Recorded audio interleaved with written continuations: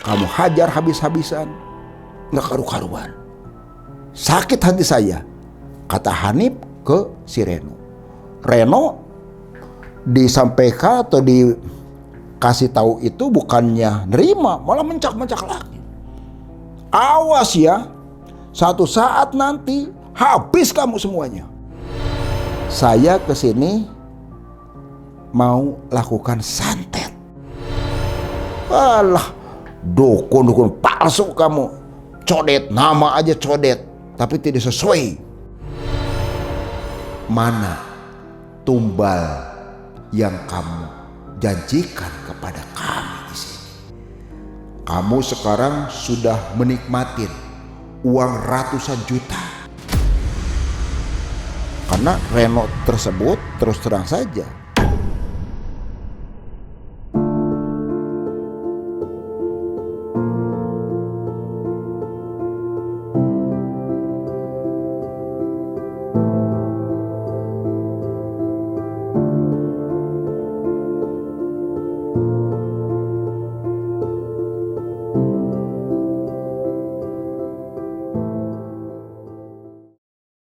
Bismillahirrahmanirrahim. Assalamualaikum warahmatullahi wabarakatuh.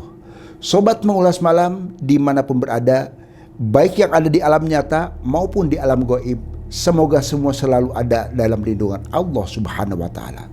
Di kesempatan malam hari ini, Abah akan menceritakan satu kisah yang dibagikan oleh salah seorang sobat Mengulas Malam. Seluruh nama, karakter, serta lokasi sengaja Abah samarkan untuk menjaga hal yang tidak diinginkan kelak di kemudian hari. Jangan pernah skip tayangan video ini supaya tidak gagal paham. Dan bila mana ada dari sobat Mengulas Malam punya satu cerita mistis, silahkan dikirim melalui alamat email di bawah ini. Insya Allah nanti Abah akan bawakan.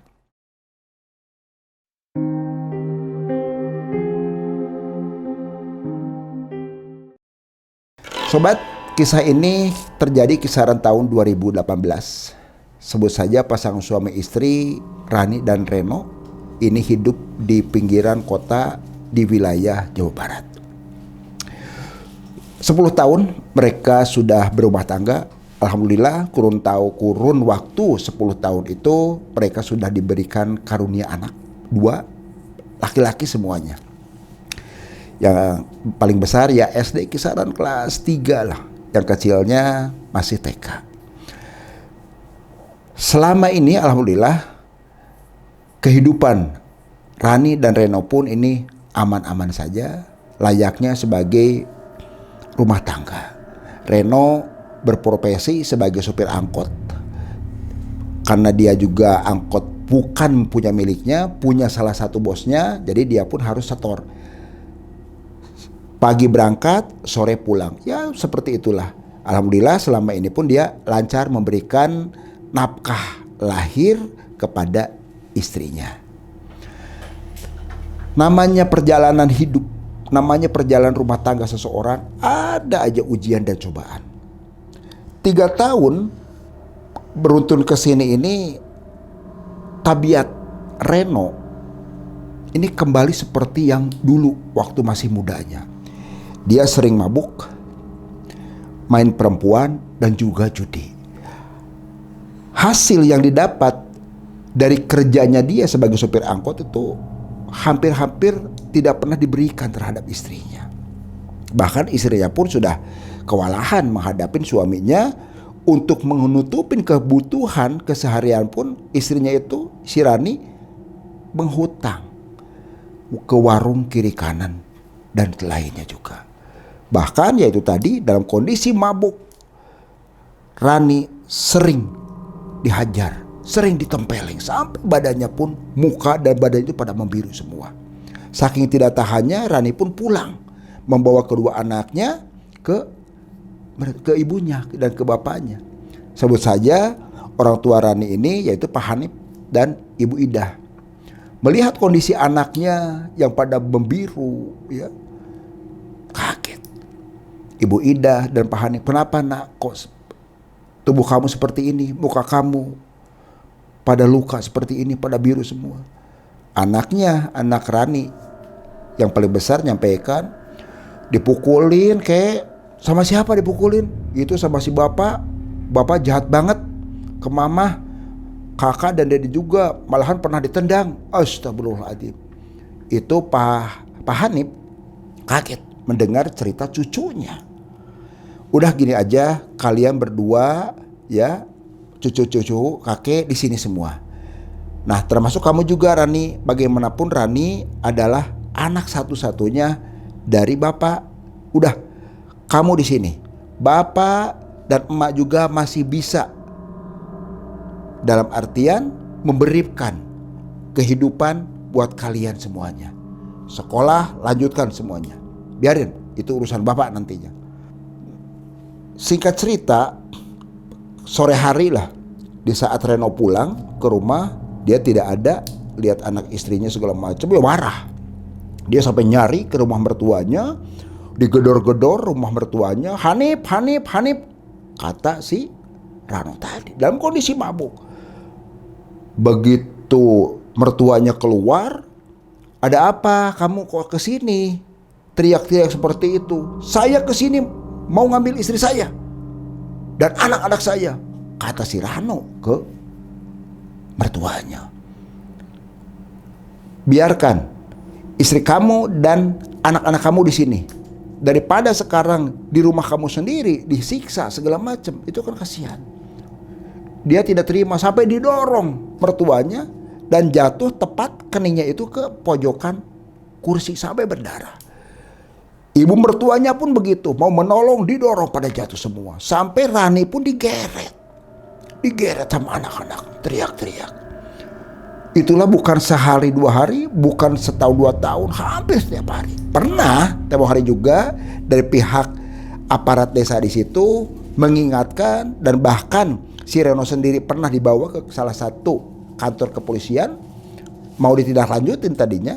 Cuma karena Rani melihat jangka panjang, gak usah ditindaklanjutin, ujung-ujungnya kami nanti, saya mungkin nanti habis-habisan kayak dihajar. Ya sudah kalau begitu, yang terpenting suami kamu itu bisa cepat sadar dari apa yang selama ini dilakukan yang salah. Karena kondisi rumah tangga Rani pun sudah tidak tahan, disiksa hampir-hampir tiap hari, dihajar habis-habisan. Nafkah lahir, nafkah batin sudah tidak dipenuhin. Timbullah rasa tekad Rani sendiri. Dia harus betul-betul berdiri dengan sendiri. Dia sebagai tulang punggung. Dia harus lepas dari suaminya, yaitu si Reno. Dibawalah kedua anaknya, dititipkan ke bapaknya, yaitu Pak Hanif dan Ibu Ida. Pak, Bu, kenapa nak? Mohon izin dan mohon maaf. Ada apa kamu cerita? Coba cerita. Saya terus terang saja, saya sudah tidak kuat menanggung siksaan yang selama ini Rani terima dari suami. Sudah tidak tahan. Terus maksud kamu sekarang gini, Rani mau titip anak-anak, Rani mau bekerja lah. Mau bekerja kemana? Entahlah Pak. Yang penting Rani harus bisa mandiri. Ya sudah, yang terpenting kamu jaga diri baik-baik. Singkat cerita, Rani pun menemui salah satu temannya. Dia tidak menyampaikan ke orang tuanya bahwa Rani itu mau menjadi TKW ke salah satu negara, yaitu di kota jiran atau Malaysia. Santi kebetulan dia sudah bekerja di Malaysia. Rani pun tertarik dan bekerjalah di sana. Rani bekerja di sana karena Rani sendiri tidak melalui jalur legal, jadi ngambilnya secara ilegal tadi. Kurang lebih sekitar 2 tahun lah Rani di sana. Nah, kurang lebih sekitar 2 tahun bekerja di sana, alhamdulillah. Ini tidak pernah putus komunikasi dengan kedua orang tuanya, bahkan ke anak-anaknya sering nelpon dan ngirimin uang. Rani ngewanti-wanti kepada bapaknya, Pak, kenapa nak? Gimana sehat? Alhamdulillah Pak. Gimana anak-anak? Alhamdulillah anak-anak pada sehat semuanya. Bapak ibu bagaimana? Sehat semuanya. Nah ini tolong Pak ya, nanti Rani pun kan pastinya akan pulang. 2 tahun kan tidak lama Pak. Nah terus bagaimana? uang yang selama ini Rani kirim ke Bapak selain untuk biaya anak-anak dan tolong bisa bangun rumah, Pak. Kebetulan kan Bapak ada tanah kosong di situ, Pak. Kalaupun berkenan ya mungkin nanti Rani minta. Pak Hani pun merasa senang. Sudah pasti Rani, tanah kosong yang ada di samping rumah Bapak nanti akan bangun. Yang penting kamu jaga baik-baik dan sehat semuanya di sana. Nah, kembali sekarang ini ke masalah si Reno. Reno sendiri setelah ditinggal anak istrinya, ini kehidupannya pun semakin gak karu-karuan. Bawa perempuan dalam kondisi mabuk, judi segala macam, sampai pernah digerebek sama aparat desa di situ dan warga karena bikin resah. Tapi dasar orangnya dablek, orangnya bandel, ya cuek-cuek saja. Satu ketika si Reno ini kangen, pengen lihat anak-anaknya. Datanglah, kebetulan sih tidak jauh, masih beda RW lah sebetulnya, beda RW. Dia datang ke mertuanya, Pak Hanif, dengan pelenta-pelente. Karena kondisi pun dia masih terpengaruh alkohol, jadi mabuk, gak karu-karuan. Dia datang, nanyain gimana anak-anak, udah pada makan belum? Waduh, ketus banget. Sekolahnya bagaimana? Kata si Reno ke mertuanya. Alhamdulillah sih anak-anak baik-baik. Waduh, sekarang bangun rumah ya. Uang dari mana ini? Kata si Reno ke mertuanya Pak Hanif. Ya Pak Hanif apa adanya bicara, menyampaikan ini adalah hasil jerih payah istri kamu yang sekarang masih ada di luar negeri. Dia bekerja demi siapa? Demi anak-anak.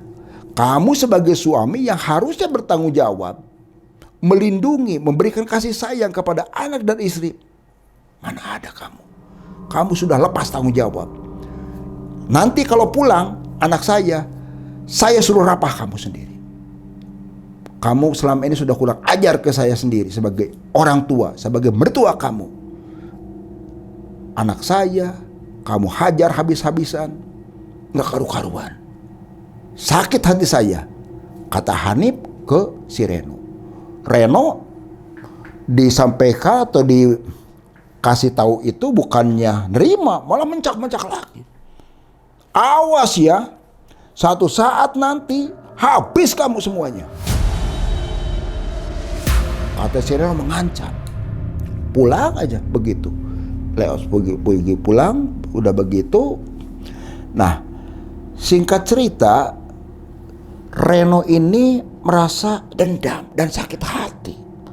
Semestinya kalau seorang suami, seorang lelaki yang waras otaknya, istrinya ke luar negeri, bisa membangun rumah, memberikan nafkah untuk anak-anaknya segala macam, harusnya bangga. Ini malah enggak. Apa yang terjadi? Dia sakit hati. Awas ya, Rani, kamu saya akan santet kamu. Mati kamu Rani. Coba bayangkan sobat. Seorang lelaki, seorang suami sudah tidak memberikan lahir, batin segala macam. Istrinya sedang bekerja di luar negeri, harusnya bangga. Ini malah disupatani. Karena dendam kesumatnya si Reno tadi, dia pun mencari seseorang paranormal. Sebut saja dia Ki Codet. Datang ketemu dengan Ki Codet, diterima Ki Codet, ditanya, dari mana nak? Ada keperluan apa ke sini? Reno pun menjawab, saya Reno, apakah benar ini Ki Codet? Betul, saya Ki Codet. Maksud dan tujuan Anda kenapa ke sini? Saya ke sini mau lakukan santet. Oh, santet. Baik, kalau begitu apakah kamu sudah siapkan segala sesuatunya? Maksudnya segala sesuatu bagaimana Pak? Sesaji, pendupa segala macam harus lengkap. Ya, berikut yang maharnya tadi. Berapa itu kisaran? Kurang lebih kala itu sih kisaran 3.250.000-an. Reno pun karena ada uang, ya sudah disepakatin. Terjadilah transaksi segala macam. Singkat cerita, sesaji lengkap segala macam. Itu Reno melihat dengan mata kepala sendiri. Di saat proses lakukan santet namanya Ki Codet tadi, itu Ki Codet memegang salah satu media disebutnya boneka tadi. Dia nanyakan, siapa nama istri kamu? Yang mau target ini sendiri. Si Rani. Rani siapa? Rani binti Hanif. Mau kamu apain ini? Udah begini aja Pak. Biarkan dia supaya sakit-sakitan seumur hidup. Jangan dulu dimatikan. Sakit-sakitan dulu. Biar dia merasakan. Oh, kalau begitu, apa yang menjadi permintaan kamu akan saya lakukan, kata Ki Codet. Lama kemudian Ki Codet pun membakar kemenyan, pendupa. Boneka yang ada di sebelah tangan kiri ini dipegang, diputar sambil membaca mantra. Terus dibaca mantra. Nggak lama kemudian Ki Codet mengambil satu kain. Ternyata kain tersebut adalah tali pocong. Diikatkan boneka tersebut dari mulai kaki sampai ke tubuhnya boneka tadi. Nggak lama kemudian boneka digantung begitu saja. Singkat cerita, nyampaikanlah si Ki Codet tadi ke si Reno. Sudah Aki lakukan. Sekarang kamu tinggal pulang. Nah, sebelum pulang si Reno penasaran. Nanti ini bagaimana reaksinya Pak? Dengan istri saya si Rani tadi. Kamu nanti akan lihat sendiri. Pasti kamu pun akan mendengar informasinya. Udah pulang. Pulanglah si Reno dengan merasa senang hati bahwa istrinya akan sakit-sakitan. Ternyata sobat, apa yang disampaikan oleh Ki Codet terhadap Reno, pada keesokan harinya dapat kabar bapaknya. Santi, temannya si Rani itu, memberikan kabar bahwa Rani sakit mendadak. Seluruh tubuhnya itu seakan terbakar. Dia sudah tidak bisa bergerak, kaku. Kayak stroke gitu kan. Bapaknya Pak Hane pun terdiam. Santi, tolonglah. Kalau memungkinkan, bawa pulanglah anak saya. Bisa dampingin. Insya Allah Pak, sekarang Rani, anak Bapak, sudah ada di tempat saya, kata Santi. Nah, karena kita juga di sini sifatnya ilegal Pak, meskipun kontrak ini sudah mendekati ke 2 tahun, insya Allah kita bisa segera pulang. Nah, singkat cerita, dibawa pulanglah si Rani itu ke rumahnya, yaitu ke rumahnya Pak Hanif, ditemenin oleh Santi. Melihat situasi dan kondisi anaknya, ya, yang kaku, mata itu sampai melotot, mulutnya itu seakan terkunci, dia gak bisa ngomong apa-apa, kaku aja begini. Pak Hanif sebagai bapak dan Ibu Ida sebagai orang tuanya, ibu yang melahirkan, menangis. Inisiatiflah dibawa ke rumah sakit. Hasil diagnosis dokter itu tidak ada penyakit sama sekali. Dibawa lagi pulang. Akhirnya Santi pun mengingatkan, Pak Hanif, mohon izin kiranya berkenan, kalaupun kita tadi sudah berupaya bawa ke salah satu rumah sakit, ternyata kan hasilnya kita tahu sendiri, tidak ada penyakit. Kiranya berkenan coba kita ke Ustadz aja. Nah, Pak Hanif terdiam sejenak. Oh iya, Bapak lupa ini. Alhamdulillah nih, Bapak ingat teman Bapak sendiri, namanya Pak Abdullah. Sebentar, kalian tunggu aja di sini, kata Hanif ke Santi dan istrinya yaitu Bu Ida. Jalanlah Pak Hanif ke rumahnya Pak Ustadz Abdullah. Assalamualaikum Ustadz. Waalaikumsalam, kata Pak Ustadz Abdullah. Ada apa? Pak Hanif tumben-tumbenan ini. Duduk dulu, kata Pak Ustadz Abdullah. Begini Ustadz, saya tuh, anak saya kan baru datang dari Malaysia. Aduh, Masya Allah Ustadz, kasihan banget, sakit. Saya sebagai orang tua sudah membawa anak saya ke rumah sakit, tapi belum ada perubahan. Mohon kiranya Ustadz berkenan mungkin bisa lihat dulu lah kondisi anak saya seperti apa. Insya Allah saya akan ke sana. Berangkatlah Pak Abdullah ditemenin oleh Pak Hanif. Setelah sampai di rumahnya Pak Hanif, Pak Abdullah langsung masuk dan melihat kondisinya Rani yang sedang tergeletak begitu saja. Setelah ada di depan Rani Pak Abdullah pun duduk dan bersila. Matanya dipejamkan sambil membacakan doa-doa. Gak lama kemudian, kurang lebih sekitar 15 menit, Pak Abdullah pun matanya dibuka kembali dan menyampaikan ke Pak Hanif, "Astagfirullahaladzim, Pak Hanif." "Ya Pak Ustadz, gimana Pak Ustadz?"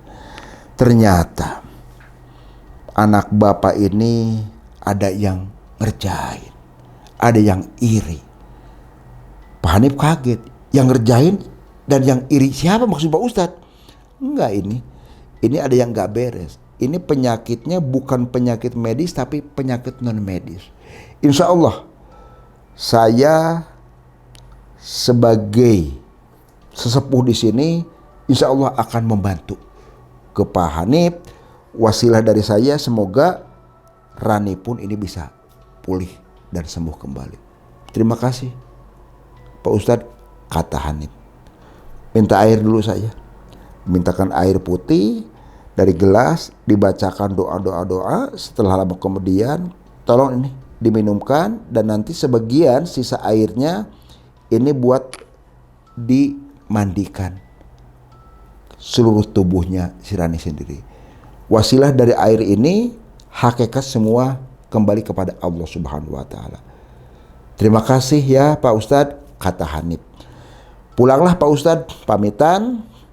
Nah, besoknya si Reno ini sendiri kan mendengar kabar bahwasanya istrinya itu si Rani sudah pulang. Dia pengen tahu, lihat datang ke sana.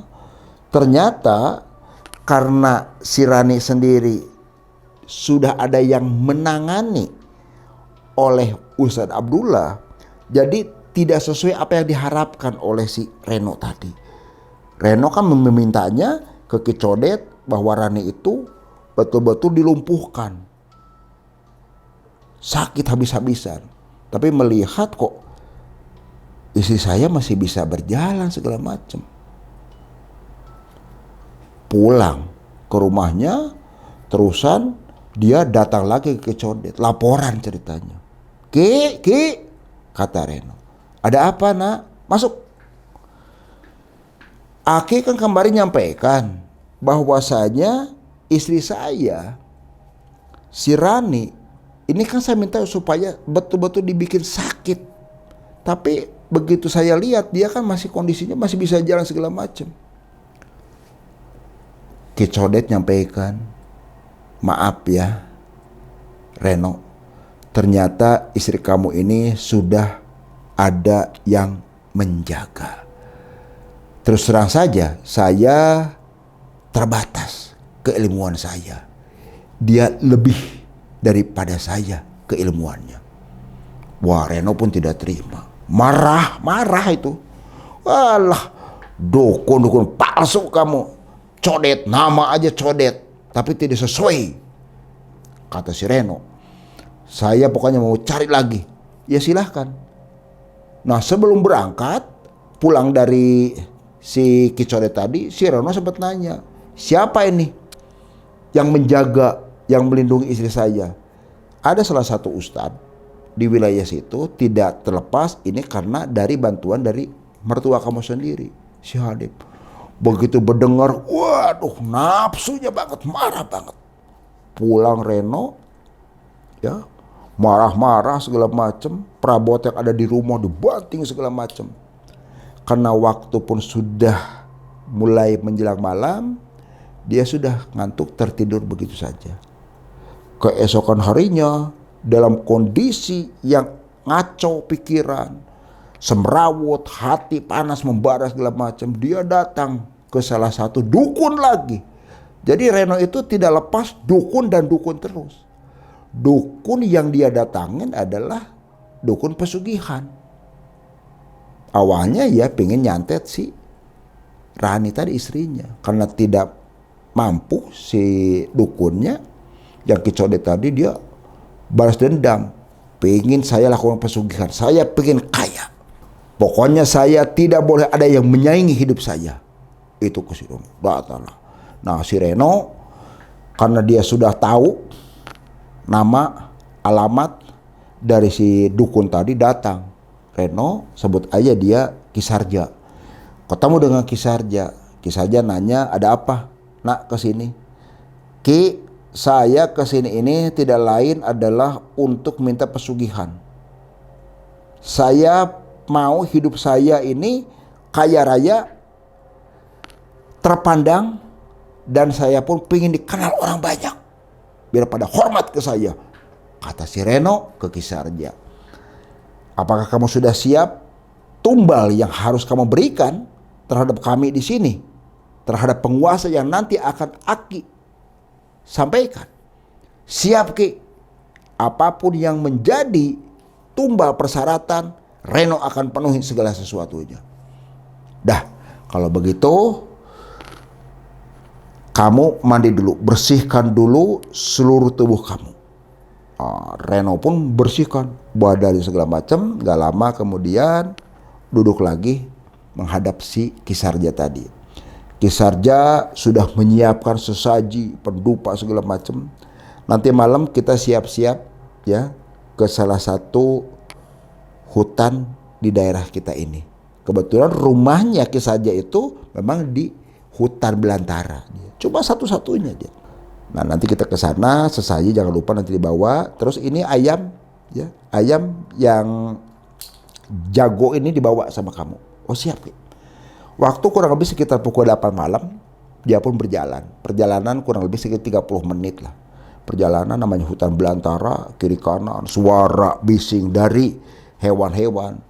Nyampailah ke salah satu tempat, itu ada satu batu yang besar banget. Reno kurang lebih sekitar tingginya itu 170. Batu itu hampir 2 kali lipatnya dari Reno. Jadi kalau ada orang sembunyi di bawah situ gak bakal kelihatan. Nah, Ki Sarja itu sudah menyiapkan tadi sesaji pendupa yang dibawa oleh si Reno tadi. Dibacakan mantra. Gak lama kemudian asap dari pendupa, dari kemenyan, wah terus memenuhin di dekat batu tersebut, ya batu besar. Ki Sarja nyampaikan, ini kamu jangan tidur semalam ini. Nanti akan Aki tinggal, kamu ayam yang ada dipegang itu taruh di sini.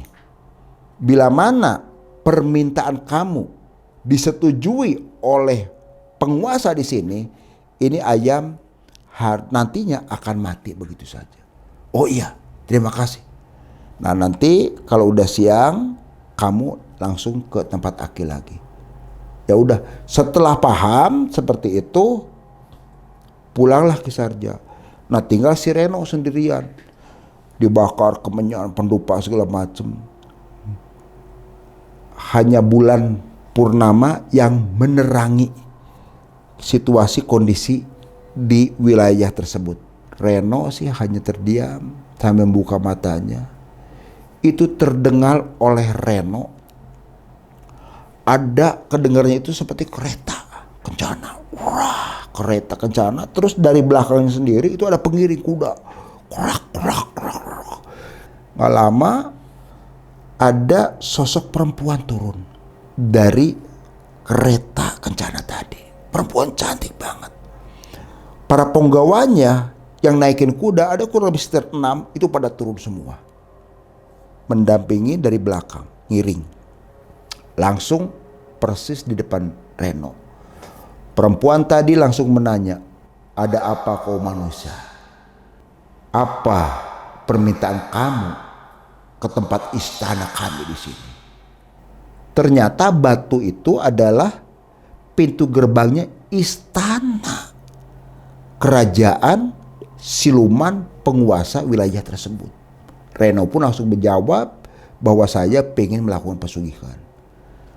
Kamu harus siapkan tumbal sebagai syarat utama bagi kami. Bila mana nanti kamu tidak bisa memenuhi, nyawa kamu taruhannya.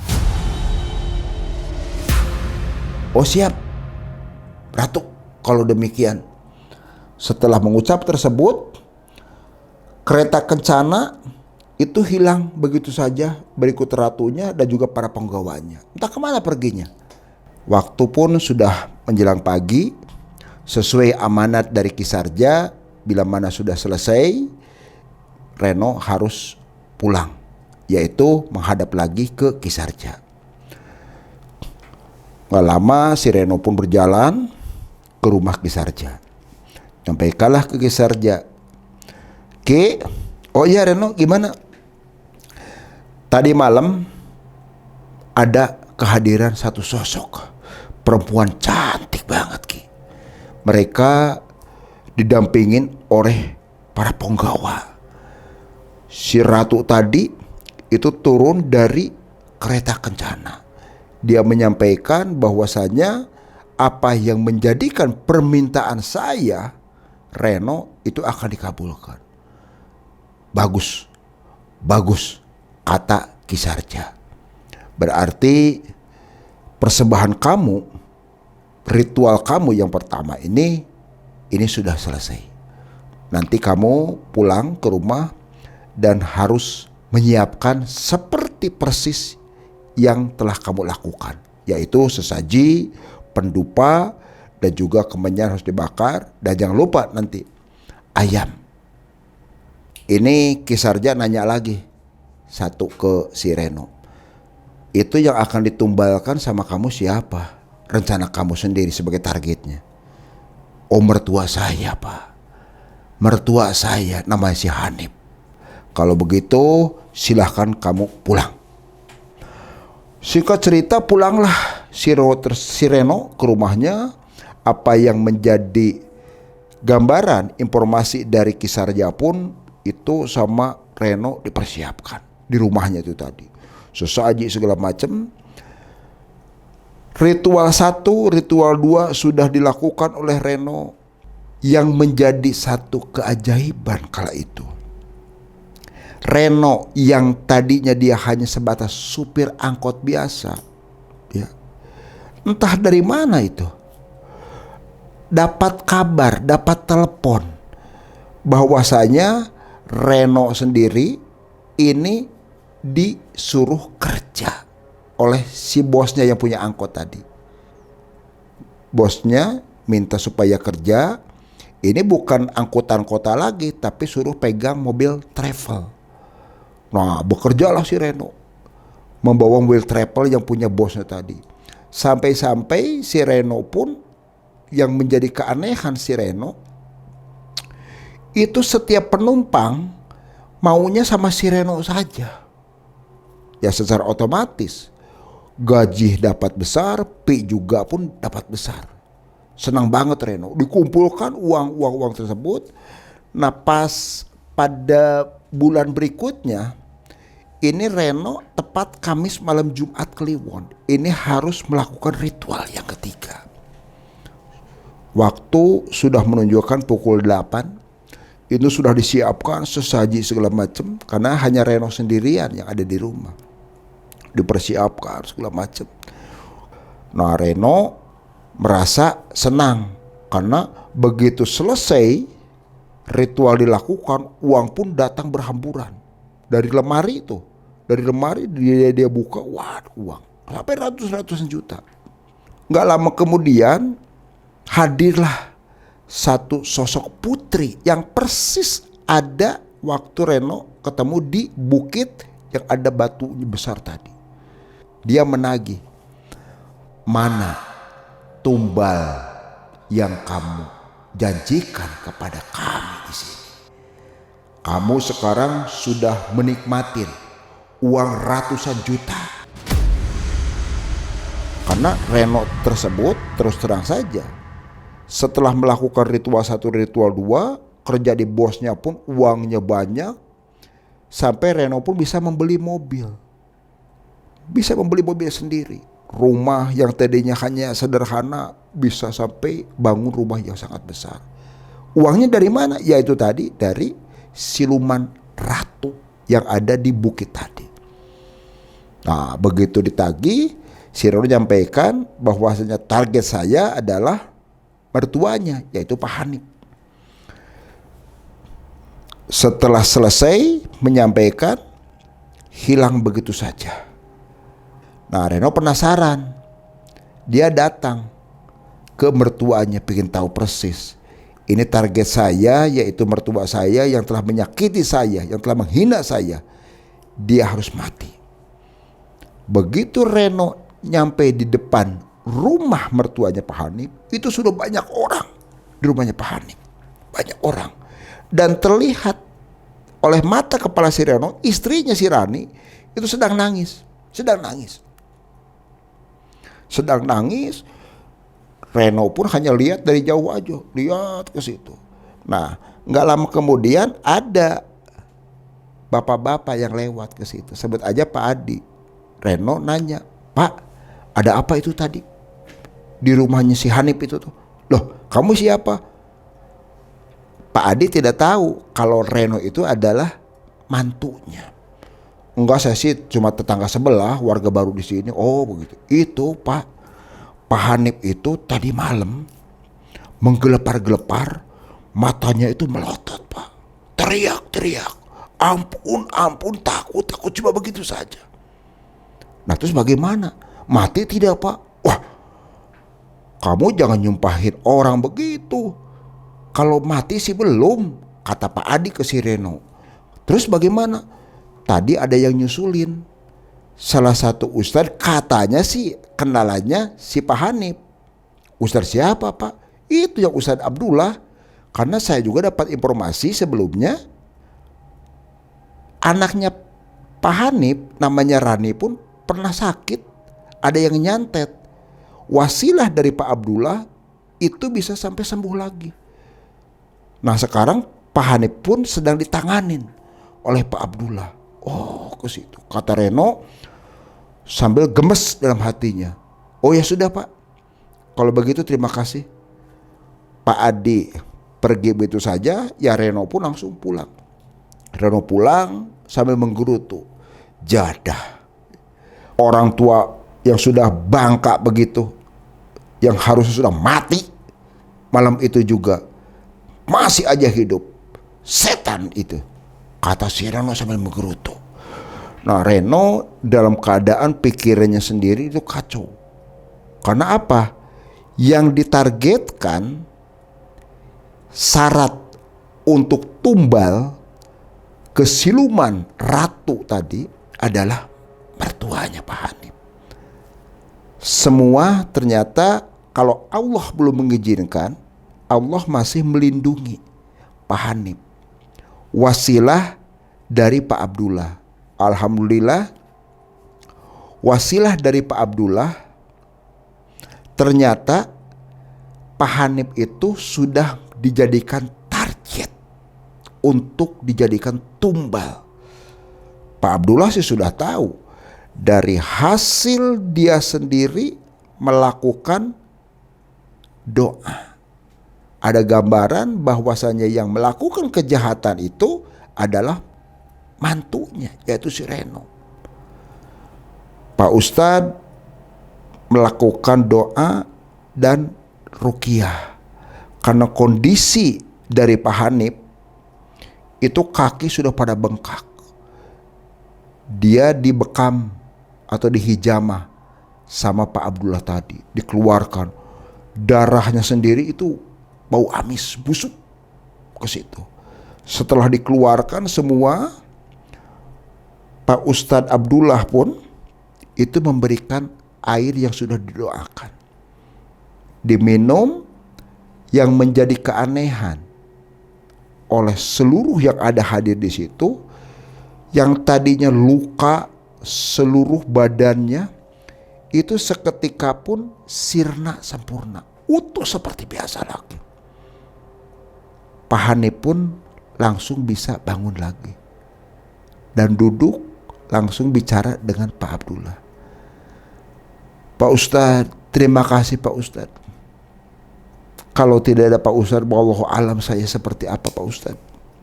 Saya berhutang budi banyak ke Pak Ustadz. Pak Ustadz telah menolongin anak saya si Rani, dan sekarang saya Pak Ustadz." Pak Abdullah pun langsung menjawab, "Jangan berterima kasih kepada saya. Pak Hanif dan sekeluarga bersyukur kepada Allah Subhanahu wa Ta'ala Allah masih melindungi kita semua. Masih melindungi kita semua. Kejahatan seseorang jangan pernah kita lawan lagi dengan kejahatan. Kita doakan saja. Semoga apa yang telah seseorang melakukan kejahatan terhadap kita, itu Allah nanti akan membalasnya. Oh iya Pak Ustadz, terima kasih. Kata Pak Hanif ke Pak Ustadz. Pak Hanif sempat bertanya juga, penasaran. Pak Ustadz, kalau boleh tahu Pak Ustadz, mohon maaf ini, siapa sih yang iri dengki, yang mau menghancurkan saya, yang mau menghancurkan keluarga saya, terhadap anak saya semuanya? Siapa Pak Ustadz? Pak Abdullah terdiam sejenak dan menjawab, mohon maaf ini Pak Hanif, saya tidak akan menceritakan siapa yang telah mengganggu ketentraman, kenyamanan, keharmonisan keluarga Pak Hanif selama ini. Saya tidak akan bercerita. Nanti Pak Hanif sendirilah yang akan tahu. Oh begitu Pak Ustadz. Iya begitu aja ya Pak Hanif, kata Pak Ustadz. Lama kemudian setelah salaman, Pak Ustadz pun pergi. Seminggu kemudian dapatlah kabar dari tetangganya si Reno, nyampe ke telinga Pak Hanif dan ke Rani, bahwasanya si Reno yang sedang membawa kendaraan, mobilnya sendiri kan mobil travel, tapi ini sudah milik pribadi. Di saat Reno akan menjemput para penumpangnya, entah tahu dari mana, di saat lagi nyetir sendirian, itu seakan terlihat di depan itu gelap begitu saja. Gelap, tidak ada kelihatan. Padahal waktu masih sore kala itu. Pandangan Reno pun tak akan gelap begitu. Nggak lama kemudian Reno yang bawa kendaraan, nyopir itu sasah dia. Nggak sasah kemudian membanting ke sebelah kiri. Tepat di sebelah kiri itu ada tiang listrik. Menghajarlah mobil Reno tadi ke tiang listrik, sampai mobil tersebut hancur. Reno pun mati seketika di tempat kejadian.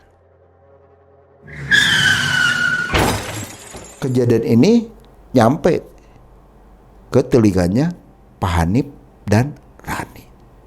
Pak Hanif begitu mendapat dengar informasi tersebut, mengucapkan innalillahi wa inna ilaihi rajiun.